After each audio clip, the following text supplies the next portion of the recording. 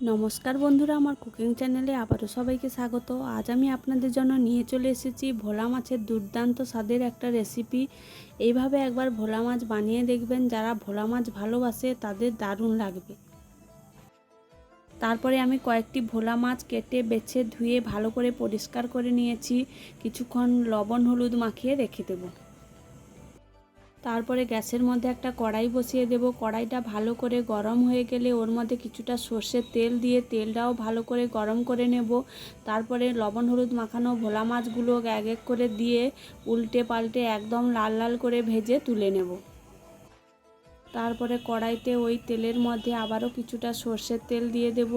ওর মধ্যে দিয়ে দেব কিছুটা পাঁচফোড়নটা ভালো করে ভাজা হয়ে এলে পেঁয়াজ বাটা দিয়ে দেব, আর দিয়ে দেব কিছুটা থেতো করা কাঁচা লঙ্কা। এই কাঁচা লঙ্কা থেতো করা দিলে এর স্বাদটা দারুণ হয়।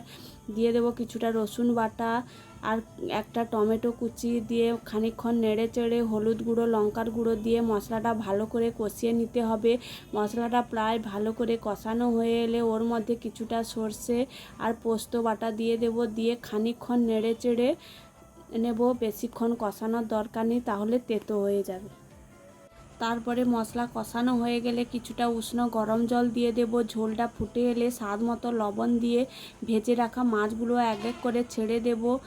2 থেকে 3 মিনিট ভালো করে ফুটিয়ে নেব এবং গা মাখা করে নেব। কিছুক্ষণ ফুটিয়ে নামিয়ে নিলেই একদম রেডি হয়ে যাবে ভোলা মাছের ভিন্ন স্বাদের ঝালের রেসিপি। আপনারাও বাড়িতে এইভাবে বানিয়ে দেখতে পারেন। গরম গরম ভাতের সঙ্গে খেতে কিন্তু দারুণ লাগে। ভিডিওটি ভালো লাগলে আমার চ্যানেলটি সাবস্ক্রাইব করে দেবেন।